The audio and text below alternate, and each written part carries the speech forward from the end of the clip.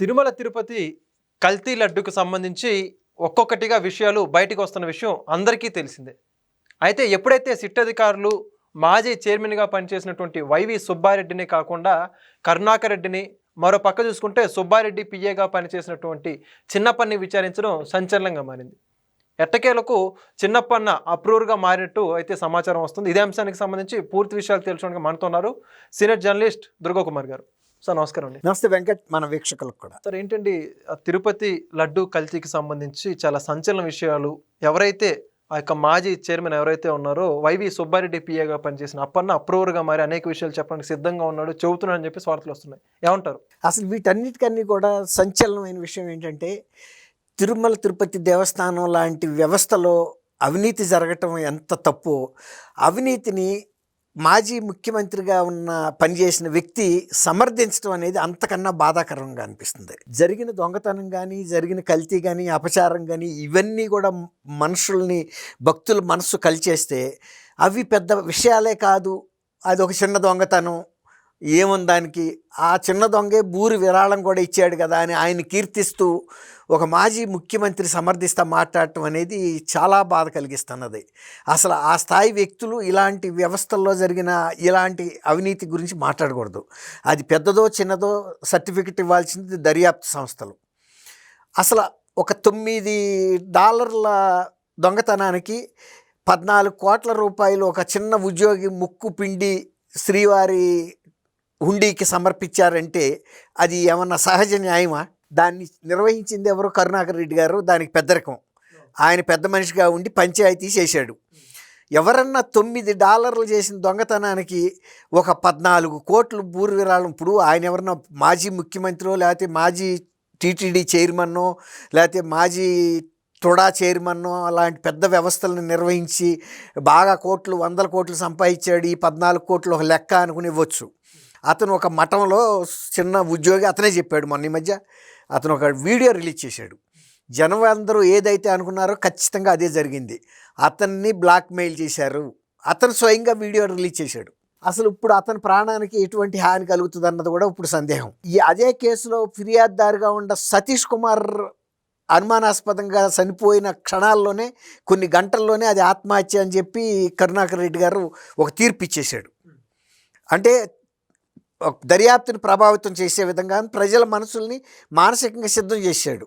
అతను ఆత్మహత్య చేసుకున్నాడని. అంటే అతను కనుక ఆ రోజు వచ్చి వాంగ్మూలం ఇస్తే పెద్దల బతుకులు బయటపడతాయని అసలు అతన్ని మరి ఎంత సునాయాసంగా లేపేశారో అర్థమే కావట్లేదు ఎవరికి. వివేకానంద రెడ్డి గారి హత్య ఎలా జరిగిందో దాదాపు అదే లెవెల్లో జరిగింది. కాకపోతే అంత పెద్ద ఆయన కాదు కాబట్టి, ఈయన ఒక అసిస్టెంట్ సెక్యూరిటీ ఆఫీసరే కాబట్టి, సిఐ క్యాడర్, ఇన్స్పెక్టర్ క్యాడర్, అందులోనూ ఒక వెనుకబడిన వర్గాలకు చెందిన ఒక అధికారి. అది అట్లాగే మాఫీ చేయడానికి ప్రయత్నించారు. ఇప్పుడు ఈ వ్యవస్థలో కూడా ఇప్పుడు అతను ఒక వీడియో రిలీజ్ చేయటం అనేది సెన్సేషను. జనం కరెక్ట్గా ఏదైతే ఊహించారో, ఇతన్ని బ్లాక్మెయిల్ చేసి ఇతని ఆస్తులని ఆ 14 కోట్లు కాదు ఇంకా కూడా దోసుకున్నారని చెప్పాడు. కానీ అతను మన చెప్పలేకపోతున్నాడు వీడియోలో.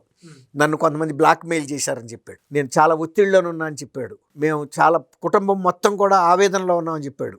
ఇంకా పైగా తన వ్యక్తిగతమైన కొన్ని ప్రైవేట్ పార్టీలని సర్జరీ చేయించుకున్నాననే ఒక ప్రచారం కూడా నా మీద దుష్ప్రచారం చేశారు. అది ఇంకా ఆవేదన కలిగిస్తుందని చెప్పాడు. అంటే ఒక మనిషిని ఏ రకంగా మానసిక హింసకు గురి చేస్తున్నారు అనేది మనం ఇక్కడ అర్థం చేసుకోవాలి. ఇప్పుడు రేపు అతనికి ఏదన్నా జరిగినా అతను ఒత్తిడికి గురయ్యేనా చేసుకోవచ్చు. లేదు ఇక ఇతను కనుక ఉంటే ఎలాంటి ఇంకా ఎన్ని వీడియోలు రిలీజ్ చేస్తాడో, వాస్తవాలు బయట పెడతాడు.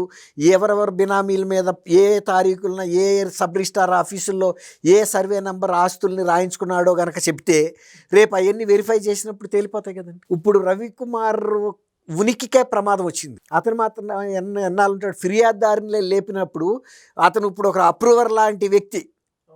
ఇప్పుడు అతను దొంగతనం చేసింది అతను ఒక రకంగా నిందితుడు. మొత్తం అతని దగ్గరే ఉంది కీలకం అంతా. కథ అంతా ఇప్పుడు అతని దగ్గరే ఉంది. ఇప్పుడు అతను మొన్న వీడియో రిలీజ్ చేశాడు. జనం ఏదైతే ఊహించారో, ఇతన్ని బ్లాక్మెయిల్ చేస్తున్నారు, దీని వెనకాల అసలు సూత్రధారులు వేరే ఉన్నారు, వాళ్ళు ఇతనికి సంబంధించిన కొన్ని 100 కోట్ల రూపాయల ఆస్తులను కూడా వాళ్ళ బినామీల మీద సర్దేసుకున్నారు పేర్ల మీద. ఈ 14 కోట్లు నామమాత్రంగా బాలాజీ దేవస్థానానికి కోశాగారానికి అందేటట్టు చేశారని ముందు ప్రచారం జరిగింది. ఇప్పుడు అది నిజం అనిపిస్తుంది. $9 కోట్లకి అంత పెద్ద శిక్ష విధించారంటే ఇది ఎక్కడన్నా ఏ సహజ న్యాయ సూత్రాల కన్నా దగ్గరలో ఉందా? 9 కాబట్టి 10 రెట్లు ఎక్కువేసి ఒక $100 కట్టించండి. ఆయన అంటున్నాడు ప్రాయశ్చిత్తం కింద నా ఆస్తి మొత్తం ఇచ్చానన్నట్టుగా చెబుతున్నారు వాళ్ళు. ప్రాయశ్చిత్తం కింద చేసే వ్యక్తి అయితే అసలు అట్లాంటి దొంగతనం చేస్తాడండి. అసలు ప్రాయశ్చిత్తంగా ఆలోచించే వ్యక్తి అయితే, అసలు అటువంటి బ్యాక్గ్రౌండ్ ఉన్న వ్యక్తి అయితే చేయడు ఎట్టి పరిస్థితుల్లో. అంతకన్నా పేదరికంలో ఉన్నాళ్ళు, అంతకన్నా పిన్న వయస్కులు కూడా పరకామణి లెక్కింపులో పాల్గొంటారు, వాలంటరీగా కూడా పాల్గొంటారు. దేవుడి సొమ్ము ముట్టుకుంటే ఒకవేళ కనుక ఒక చారాన్న పంచుకు అంటుకుంటే కూడా దులిపెళ్ళిపోతారు. ఎందుకంటే దేవుడి సొమ్ము చేయకూడదు అనేది. అది ఇంకొకటి ఏంటంటే, గతంలో కూడా ఇంతమంది ముఖ్యమంత్రులు, ఇంతమంది టీటీడీ దేవస్థాన అధ్యక్షులు చైర్మన్లుగా నియమితులయ్యారు, ఈఓలుగా నియమితులయ్యారు ఐఏఎస్ అధికారులు. ఎప్పుడన్నా ఎక్కడన్నా ఎవరన్నా ఇట్లాంటి కుంభకోణాలకి తెరలేపారా?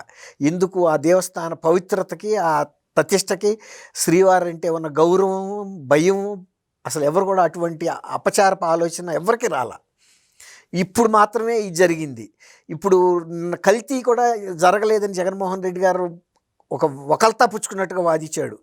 ఆఖరికి గోవులు తినే పోషకాహార లోపం వలన అలాంటి నేతిలో అలాంటి ఫలితాలు వస్తాయని చెప్పాడు.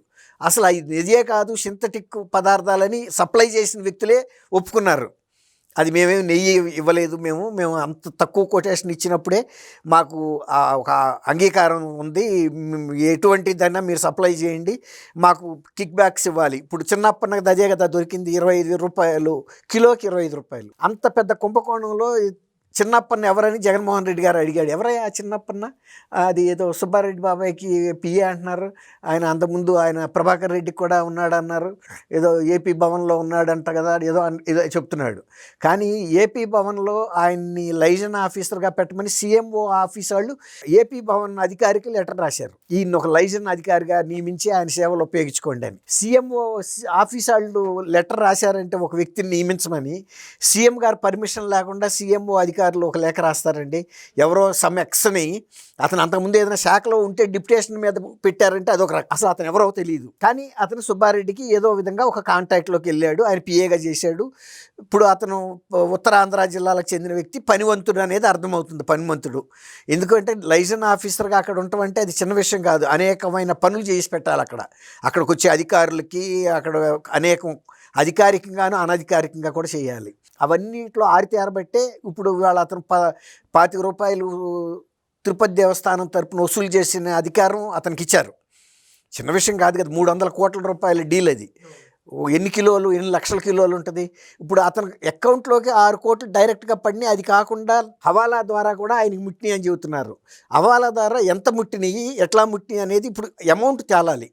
ముట్టిన అమౌంట్ అతను ఎవరికి తీసుకెళ్ళి ఇచ్చాడనేది. హవాలా అనేది కేవలం నగదు రూపంలో ముట్టే అమౌంట్. అది ఎక్కడ చెక్కుల రూపంలో కానీ బ్యాంకులో ప్రమేయం ఉండదు. అది అనధికారికంగా ఫలానా వ్యక్తికి మీరు ఫలానా ఇది తీసుకొస్తాడు గుర్తింపు, అతను ఆ వ్యక్తికి అంత అమౌంట్ ఇవ్వమని చెప్పేస్తారు అంతే. ఇక అతని దగ్గర ఏమి రసీదులు ఏమి తీసుకోరు. ఇతను వెళ్ళిన వ్యక్తి ఎవరో వాళ్ళకి చెప్పాల్సిన అవసరం లేదు. ఫలానా నంబర్ ₹10 నోట్ పట్టుకొచ్చాడు అనుకోండి, సపోజ్ ఒకటి అతనికి ఆల్రెడీ వాట్సాప్లో పంపిస్తారు. ఆ నోట్ పట్టుకొచ్చిన వ్యక్తికి ఇన్ని కోట్లు ఇవ్వండి అంటారు, ఇచ్చేస్తారు. హవాలా ద్వారా వచ్చిన డబ్బులు ఎవరికి వెళ్ళినాయి అనేది ఇప్పుడు కీలకం. ఇవాళ అతను బెయిల్ పిటిషన్ మీద వాదిస్తున్నప్పుడు కూడా సిబిఐ స్టాండింగ్ కౌన్సిల్ ఏం చెప్పిందంటే, ఈ చిన్నప్పన్న అనే వ్యక్తి చాలా కీలకం ఈ కేసులో, అతనికి హవాలా ద్వారా కూడా ముట్టిన అమౌంట్స్ అవి ఎవరికి వెళ్ళినాయి అనేది తేలాలి, అది మాకు ఇంకా విచారణ పూర్తి అవ్వలేదు కాబట్టి మీరు అప్పుడే బెయిల్ ఇవ్వద్దు, అతను బెయిల్ ఇస్తే కనుక ఈ కేసు దర్యాప్తు మీద ప్రభావం చూపిస్తుందని చెప్పారు. దాంతో సోమవారానికి వాయిదా వేసింది సిబిఐ కోర్టు. ఇది ఇట్లా ఉండగా ఇప్పుడు గతంలో నుంచి వివేకానంద రెడ్డి గారి హత్య కేసు నుంచి జరుగుతున్నటువంటి పరిణామాలు చూస్తే, ఇలాంటి చిన్న చిన్న వ్యక్తుల్ని కీలకంగా మార్చి వ్యవస్థలో ఆ కేసుల్లో కుంభకోణాల్లో వాళ్ళని లేపేస్తున్నారు. లేపేయటం వలన ఇక ఆ కేసు ఇక ముందుకెళ్ళటానికి లేదు, వెనక్కి వెళ్ళటానికి లేదు, ఇక అది ఎక్కడుందో అక్కడే ఉంటుంది, ఇక ఏమి సమాచారం బయటికి వెళ్ళదు. ఇప్పుడు ఈ అప్పన్న విషయంలో కూడా అదే జరుగుతుంది. అప్పన్న ఎవరి తరపునో పనిచేశాడు, ఎంత తీసుకున్నాడో ఎంత ఎవరికి ఇచ్చాడో ఎవరికి తెలియదు. అప్పన్న చిరుద్యోగి. రేపు అతను బెయిల్ మీద బయటకు వచ్చిన తర్వాత ఈవెన్ జైళ్ళల్లో ఉంటే కూడా ప్రాణరక్షణ ఉండదని మొద్దు సీను విషయంలో అర్థమైంది. ఇప్పుడు జైల్లో ఉండా కూడా అతను లేపర్ అనేది ఏమన్నా నమ్మకమా? ఇప్పుడు అతను ఏదో తులమ ఫలమో ఆశపడి చేసి ఉంటాడు. ఇప్పుడు 14 ప్లాట్లు అతనికి వైజాగ్లో ఉన్నట్టు తెలుస్తుంది. అది సర్కమ్స్టాన్షియల్ ఎవిడెన్స్ కూడా బలం ఎట్టా ఇస్తుందంటే, అతను ఉత్తరాంధ్రాకి చెందిన వ్యక్తి కాబట్టి అతను ఢిల్లీలోనో హైదరాబాద్లో పెట్టుబడి పెట్టడం, తనకు వచ్చిన ఇట్లాంటి అక్రమ సంపాదన ఏదైతే ఉందో అది తనకు దగ్గరగా ఉండే ప్రదేశంలో కొనుక్కుంటే సేఫ్ అని అనుకుంటారు ఎవరైనా. కాబట్టి అతను వైజాగ్లో కొన్నాడు అంటే ఖచ్చితంగా అతనిదే అని అనుకోవాలి. అతనికి ఈ మార్గాల ద్వారా వచ్చిన అమౌంట్స్ ద్వారా కొని ఉంటాడు. ఇప్పుడు అవి బయటికి రావాలి. ఇలాంటి అంశాలు బయటకు రావాల్సి ఉన్న తరుణంలోనే ఇప్పుడు రవికుమార్ పరిస్థితి కూడా చాలా డోలాయమానంలో పరిస్థితి పడింది. అతను ఎంత ఒత్తిడికి లోనైతే తనంతట తనుగా వీడియో రిలీజ్ చేస్తాడు. అది చిన్న విషయం కాదు. ఇప్పుడు ఒక రకంగా తలుపులు బార్లా ఓపెన్ చేసి కూర్చున్నాడు అతను ప్రమాదానికి. ఇప్పుడు నన్ను బ్లాక్మెయిల్ చేశారన్నాడు. రేపు ఇన్వెస్టిగేషన్ ఆఫీసర్స్ అడుగుతారు, ఎవరు బ్లాక్మెయిల్ చేశారో చెప్పు సిట్ అధికారులు. నువ్వే చెప్పావు, ఇదిగో ఎవరు చేశారు, ఎందుకు చేశారో, ఆ బ్లాక్మెయిల్ ఫలితం ఏంటి, నువ్వేమన్నా ఈల్డ్ అయ్యావా, అది నువ్వు లొంగిపోయావా, లొంగిపోతే నీ ఆస్తులు ఏమన్నా రాసిచ్చావా, ఇంకా ఏమైనా కండిషన్లో ఏమేమి నీ మీద పెట్టారు, ఒత్తిళ్ళు పెట్టారు చెప్పమన్నప్పుడు చెప్పక తప్పదు. ఇప్పుడు ఇది చెప్పే తరుణం వచ్చిందంటే పెద్దాళ్ళ బయర్లు పడతాయంటే రవికుమార్ మాత్రం మొన్న సతీష్ కుమార్ లాగా అవ్వడని ఉంది. సతీష్ కుమార్ ఫిర్యాదుదారు, ఇతను దోషి. ఇప్పుడు ఒక రకంగా 50% అప్రూవర్గా మారిపోయినట్టే. అతను ఇచ్చిన మొన్న వీడియో ఇది చేశాడు కదా, రిలీజ్ చేశాడు కదా, సెల్ఫ్ వీడియో రిలీజ్ చేశాడు. ఇట్లా వీళ్ళందరి ప్రాణాలు కూడా ప్రమాదంలో పడ్డాయి ఇప్పుడు. కాబట్టి ప్రభుత్వాలు కానీ దర్యాప్తు సంస్థలు కానీ వాటితో పాటు ఇంకోటి ఏంటంటే వీళ్ళకి ఏదైనా హాని తలపెట్టిన తర్వాత దీన్ని దర్యాప్తు సంస్థల అకౌంట్లో వేస్తున్నారు. మీరు ఒత్తిడి చేయటం వలన, మీరు వాళ్ళని వేధించడం వలన వాళ్ళు సూసైడ్ చేసుకున్నారని వాళ్ళ మీద వేస్తున్నారు. దర్యాప్తు సంస్థలు అనేవి ఎప్పుడైనా ఒక ఫిర్యాదు అయినప్పుడు దర్యాప్తు చేయాల్సిన అవసరం అయితే ఉంది కదండి. అది చిన్నాడవనండి పెద్దాడవనండి. అట్లాంటి ప్రాసెస్లో వీళ్ళని వేరే వాళ్ళు లేపేసి అది ఒక సూసైడ్ ఫలానా దర్యాప్తు సంస్థ మూలాన ప్రభుత్వం మూలాన అయిందంటే ఇక చట్టాలు ఎందుకు, నేరాలు దర్యాప్తు చేసే సిబిఐలు ఎందుకు, సిట్లు ఎందుకు, సిఐ స్పెషల్ ఇన్వెస్టిగేటివ్ ఎందుకు? కాబట్టి ఇవాళ ఈ తిరుమల తిరుపతి దేవస్థానంలో ఒక వ్యవస్థీకృతంగా జరిగింది. అది దాన్ని ఒక మాజీ ముఖ్యమంత్రి కూడా సమర్థించే స్థితికి దిగజారిందంటే ఇక ఈ వాస్తవాలు కాకుండా ఎట్లా ఉంటాయి? ఎప్పుడైనా మాజీ ముఖ్యమంత్రులు ఎప్పుడు ఇలాంటి చిన్న అంశాల్లో జోక్యం చేసుకోరు. కానీ మరి ఆయన అంత ఒక అడ్వకేట్ లాగా వాదిస్తున్నాడు. నేతి ఇదేమో ఇట్లా పౌష్టికాహార లోపం వలన ఆవుల పాలల్లోనే తేడా వలన నెయ్యిలో తేడా వచ్చిందని అది అట్టగొట్టేశాడు. పరకామణిలో 5 ఏళ్ల పాటు వ్యవస్థీకృతంగా జరిగి కొన్ని వందల కోట్లు రవికుమార్ సంపాదించాడు అన్నదానికేమో అతనే ఎంత సంపాదించాడు, $9 అతను తీసుకెళ్ళింది. దానికి ఆయన పశ్చాత్తాపడి 14 కోట్ల రూపాయల భూరి విరాళం తిరుమల తిరుపతి దేవస్థానానికి ఇచ్చాడు. ఇంకా మాట్లాడతారు ఎందుకంటే నమ్మశక్యంగా ఉంటుందండి. 14 కోట్లు అంటే అన్ని వేల కోట్లు లక్షల కోట్లు అంటే జగన్మోహన్ రెడ్డి గారు ₹1 కోటి ఇవ్వాలంటే 100 సార్లు ఆలోచిస్తాడు. ఈవెన్ ఇస్తానన్నది కూడా ఇచ్చే పరిస్థితి ఉండదు. డబ్బు అనేది ఎవరికైనా డబ్బే. కాబట్టి మీరు చెప్పిన లడ్డు, కల్తీ లడ్డు వ్యవహారం కానీ, పరకామణిలో కానీ, తిరుపతిలో ఏ చిన్న అంశంలోనైనా చిన్నాళ్ళ ప్రాణాలకి ముప్పు వస్తుంది. పెద్దాళ్ళు ఆ ముసుగులో తప్పించుకెళ్ళిపోతున్నారు. ఇప్పుడు వాళ్ళకి ప్రాణరక్షణ ఇచ్చి ఆ అస్సలు నిందితులు బయటకు వచ్చే వారికి కాపాడాలి. ఆ తర్వాత కూడా వాళ్ళని కాపాడాలి, నేనేమి వదిలేయమని అంటలేదు. కానీ సమాజం కూడా అటువంటి దుశ్చర్యల్ని ఖండించే పరిస్థితిలో ఉండాలి, జరగకుండా ఆపగలిగే పరిస్థితిలో ఉండాలి. వాళ్ళు ఎంత పెద్దాళ్ళైనా సరే.